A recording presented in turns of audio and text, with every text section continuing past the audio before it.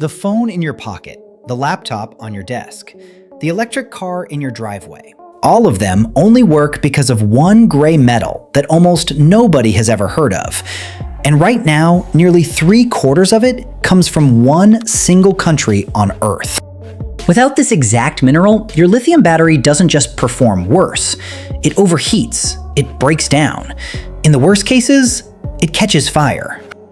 This is cobalt, and the reason it's so hard to replace isn't politics, it's physics, happening at the level of individual atoms. And once you understand it, you'll understand why an entire global industry is fighting over a few 100,000 tons of gray metal.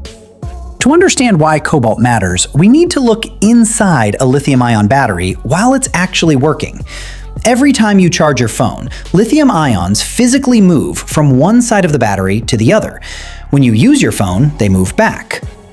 That movement is the electricity. Here's the problem. The faster you want that battery to charge, and the more power you want it to hold, the more violently those lithium ions need to move. And violent atomic movement creates one very dangerous thing: heat. Push a battery too hard without anything controlling that heat, and the internal structure can physically collapse. Once that happens, the cell can short circuit internally, and that is exactly how you get a battery fire. So every battery needs something inside it that acts almost like a skeleton, a structural support system, strong enough to hold its shape even while billions of charged particles are slamming through it every second. That job, more than any other material we found, belongs to cobalt. Here's the simple version of some very complicated chemistry. Cobalt sits in a special region of the periodic table where its outer electrons can rearrange themselves in unusually flexible ways. Without getting too technical, think of it like this. Imagine a bookshelf packed tightly with books. Now imagine constantly pulling books out and shoving them back in, thousands of times a day at high speed. A flimsy shelf would eventually warp, crack, or collapse. Cobalt is the reinforced shelf. When lithium ions get pulled out of the battery's cathode during charging, cobalt holds the rest of that structure rigid, so it doesn't crumble. Other metals, like nickel, are excellent at storing huge amounts of energy. Nickel-heavy batteries can pack in more power, but nickel alone is comparatively unstable under heat and stress. Cobalt brings something nickel can't: thermal grip. Structural stability, even when the battery is being pushed to its absolute limit. That combination, high energy storage from nickel, held together and protected by cobalt, is what powers nearly every high-performance lithium battery on Earth today. So where does all of this cobalt actually come from? Roughly 70 to 80% of the entire world's mined cobalt comes from a single country: the Democratic Republic of Congo. No other country comes close, not even in second place. This single nation holds more leverage over the global battery supply chain than almost any oil-producing country ever held over oil. And in late 2025, the DRC made a decision that sent shockwaves through the entire industry. They imposed strict export quotas, capping how much cobalt could legally leave the country. The effect was immediate. Cobalt prices, which had been sitting near 9-year lows, surged. By early 2026, prices had climbed past $25 per pound, more than double where they started. One country, one policy decision, and the cost of building batteries worldwide shifted overnight. This is why cobalt isn't just a chemistry story anymore, it's a geopolitical one. Major economies are now competing, negotiating, and investing billions specifically to secure long-term access to this one mineral.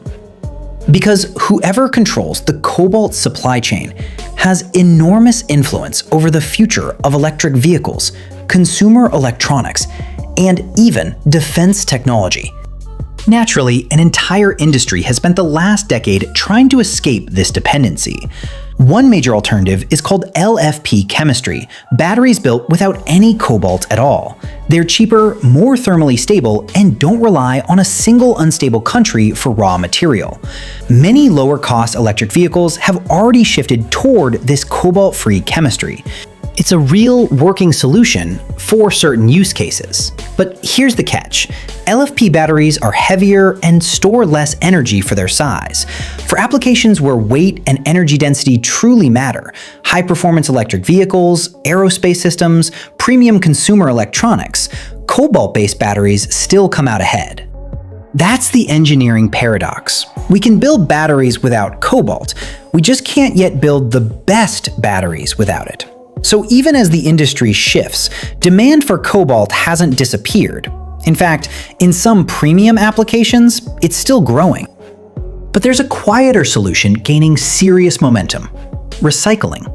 New closed-loop recycling processes can now recover roughly 95% of the cobalt locked inside old, dead battery cells. Think about what that actually means. Every old laptop battery, every retired electric vehicle pack, every dead phone battery sitting in a drawer right now is potentially a tiny cobalt mine waiting to be reopened. As millions of electric vehicles built over the last decade begin reaching the end of their life, this recycled cobalt supply is set to grow dramatically, potentially easing the pressure on countries currently mining it from the ground. It won't replace mining entirely, not yet, but it's the first real crack in cobalt's supply monopoly. So the next time you plug in your phone or charge an electric car overnight, remember what's actually happening at the atomic level. Billions of lithium ions surging back and forth, held in check by one structurally unusual metal, mined from one country, fought over by the largest economies on Earth, and now, slowly, being pulled back out of the batteries we throw away. It's not a coincidence that the modern world runs on a metal almost nobody can name. It's chemistry, colliding directly with geopolitics. And how we solve that collision will quietly shape the next decade of technology. If you're over 45 and you love understanding the hidden forces and hidden science running the modern world, this channel was built for you.